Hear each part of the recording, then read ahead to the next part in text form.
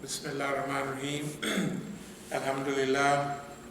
Alhamdulillah Rabbil Alameen.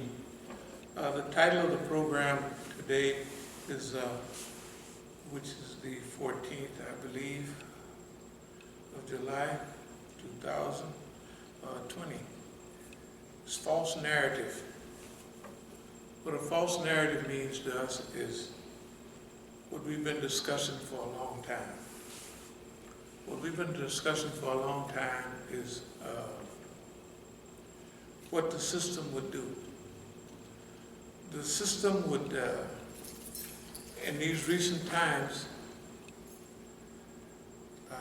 the system would call out all their people. They would have these demonstrations. We went so far to say that the killing of Brother George Floyd was a designed killing. It was an intentional murder. It was done in such a way to produce a national or even a global response, which it did. They would get control of that response. If you remember, during the first few days, people was really upset. They was coming out, that they was burning things and carrying on.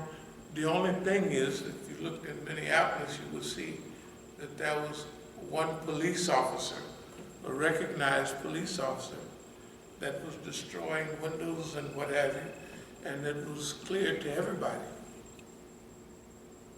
If you look down in Florida, you would see that there were police cars burned, and this burning of police cars and this property destruction would almost give the police exactly what they want in order to come in and say we have to reestablish law and order. But the families and other people got charge of the dialogue, and they said, we don't want anybody destroying property in the name of our families. That's the family down in Atlanta and also the family in Minneapolis. So it slowed down a while. Then we got Donald Trump coming across from the White House, attacking the peaceful demonstrators,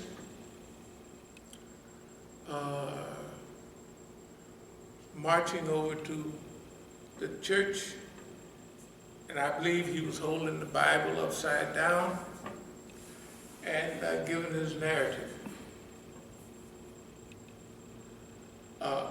There's a lot of things to digest in that.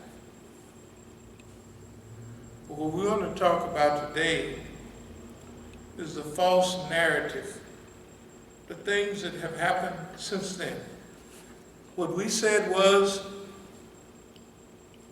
they would have these demonstrations for a certain amount of time.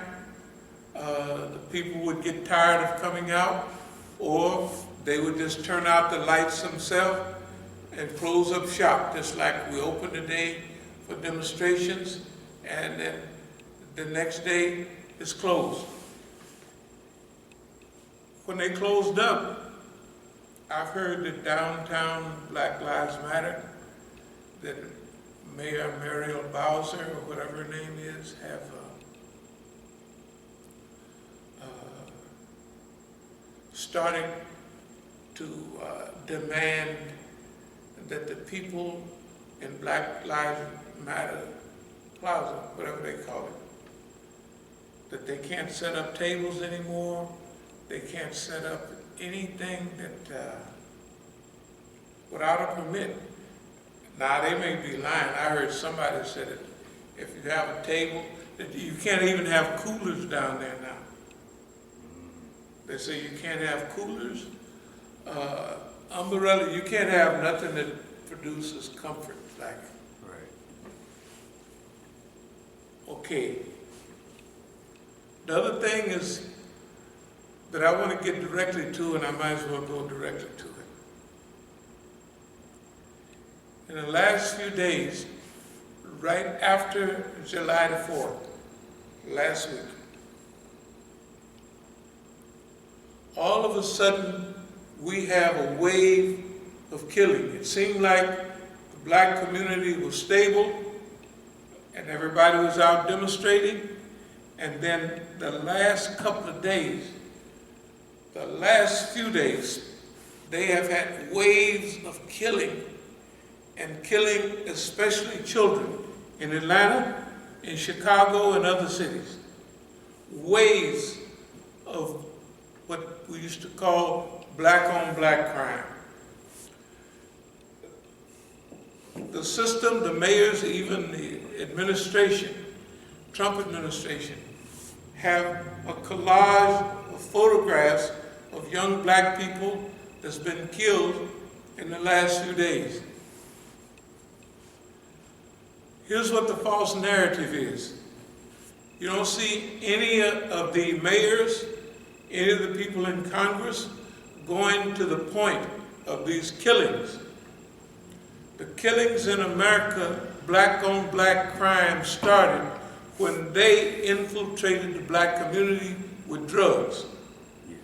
None of the mayors down there go to the point number one, hold it.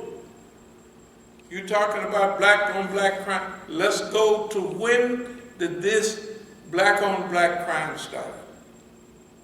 And trace it back to the late 70s and 80s, right? And then you will see that this black killing black in huge numbers was because of infiltrating the community with drugs. During the 1960s, when blacks was looking for guns to shoot the police, they was hard to get. You read LA Sentinel in 1973, 72, 73, and 74. They have articles in the Los Angeles Sentinel that laid out how easy it was to get weapons in 1972, 73, 74. Why? Because during those years, they had moved from attacking the system to attacking each other. Okay? So, this false narrative about black-on-black crime is a 100% false narrative. We're not going to sit here and put up with it. But one thing about it, what's going on now in the media proves that this is a clear-cut conspiracy by those Negroes who have voted in, because not one mayor, not one congressman have brought up any of the real issues. They are allowing it to stay in our lap. The system is placing this in our lap. We're not going to put up with it. We're not going to put up with it because we have to point out when this started, how it started, and how would you be able to quiet it down for a few minutes, and then right after that, you have a wave of killings. How could it happen? It could happen only if the system have they hand-picked Negroes in gangs and everywhere else. You know, like you go to, it's easy for the system to do it because people get arrested, they get charges, they go to jail, and the system offers them, well, you just stay on call. We're gonna let you go this time. You stay on call. When we give you a call, this is what we want you to do, or we want you to do certain things, then they tell them what to do. The hands of this crime is right on the system, especially the local police departments. The other stuff about defunding police when you get all of this crime, how are we going to defund the police when we have all that crime? You see what I mean? So what they're doing is they have planned this from the very beginning. All of this is a part of a sequence. But we want all of you to not relax, but we want you to listen to this narrative that we're delivering, and see how it fits and see how you fit in the narrative. Because this situation is not hopeless at all. Why is it not hopeless? It's not hopeless because when you look at the whole picture, right, the time in which we're living, you can then begin to put certain pieces together and you can put them in order. The first thing that we'd like to talk about, something that is very clear. Number one, the crime and the killing and the murder in the black community as of right now is done at the behest, at the direction of the system. Black people are a victim of the system in every way. It's so bad that there's nothing in this American system that haven't touched black people in a certain way. I was just listening to the radio this morning. They was talking about, let me see what they was talking about. Overtaxed underserved. Overtaxed underserved. That means, and they gave an example of PG County too, right next door. Black people are charged on an average 13% higher taxes in there. Now we know about it because we're the poster. All the stuff that they talk about black people, we're the poster child for it, and we're going to show you how. They say black people are overtaxed but underserved. In other words, when white people are in a neighborhood,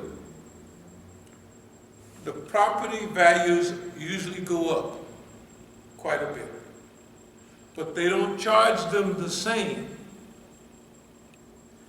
as if you live in the white neighborhood along with your white neighbors. You would be fortunate as far as taxes. But if you live in a county like PG County, which has now become Ward 9, they call it. Yeah. That means full of black people. This is what they said on National Public Radio this morning, that black people in that county are charged 13% higher taxes than their white counterpart. Okay. Whether it's taxes, overtaxed, underserved, we already know the quality of schools. The quality of schools, when white people are in your neighborhood, the schools have a certain quality. When they begin to move out, the school's quality also goes down. So you're overtaxed and underserved. Underserved in all the civil administration, in everything. You're underserved in schools, you're underserved in hospitals, right there. That DC General Hospital used to be right up the street, right next to the stadium. DC General, that was what DC, that's General Hospital. Just go right over there. They closed that down. Why? It's in the southeast. Now there's houses and townhouses there. Yeah. But you're well served with the jail next door. They got people hanging out of the windows there. But even in the DC jail, the legal representation, all that underserved. They got people standing behind a fence, and all the people, when you go to the court, when you're getting ready to go to court, you go up to the fence and they got a whole ton of lawyers back there, and you just pick one. And all of them, their briefcases is falling apart, they need the money, but you just pick a lawyer, and 95%. So when you go in, you have to have a lawyer. Right. So on the books, right? You had a lawyer. They gave you your Miranda, they read you your rights, they did all of that. You got due process, but you never get justice. See, there's a difference between due process of law and getting justice. You don't get no justice. Okay.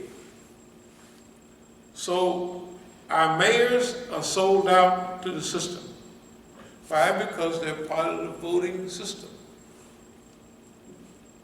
And if we was going to vote in freedom, we would have voted in 50 or 60 years ago. Because we've had a black caucus for over 50 years. We've had black Congress people. We've had some black senators join the system, get in. Now we got black police everywhere. And they're still shooting us just like they always did. We have black representatives everywhere. But we're still overpaying the system. Remember, we're paying the system. We're overpaying the system that's underserving us. Before, we didn't have to overpay the system. We just lived below the tracks, and that was that. Forget it, right? And now, we're paying as an average 13% higher than white Americans. Forget about all the other stuff they have. It's hard for you to get a loan. It's hard for you to build up equity in anything and pass it on to your children, like white people do. They said we have 8% or something of what white people have. This is true, poor white folk, we don't have, technically, we have basically nothing. And you can be working right next to the white person on your job. And you're gonna pay for everything at least around 15% more, and you're gonna get another 15% less than they do. Overpaid, underserved. So this thing about voting, getting black mayors, getting black congressmen, getting all these people, well, we've had them for 50 and 60 years, right? The same things that they're talking about today came out in the Kerner Commission in 1967. What was the problem with black people? Well, police brutality, bad schools, bad this, that, and other, da, da, da, da. And it didn't go back to then. I asked my father once about the programs of Franklin Roosevelt. I said, he had the WPA, he had the NRA, you know, National Reconstruction Act. He said, we call the NRA niggers raggedy ass. That's what black people call the NRA.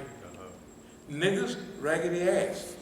They gave help to white people, like farmers, all that. Right. They didn't give no help to black people.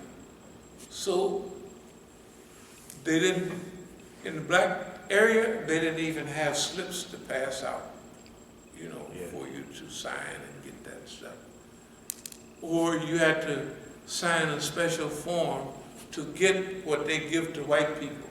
The white people are there, and they are told, okay, there's plenty of money in the county now for this, that, and other. They tell them, and they say, now here you go. In fact, we filled out a slip for you, you know, old John, your cousin, you'd already, the sheriff had already filled out half his neighbor's thing without even their permission, because he said, they got so much money, and it's gonna be gone in so much time.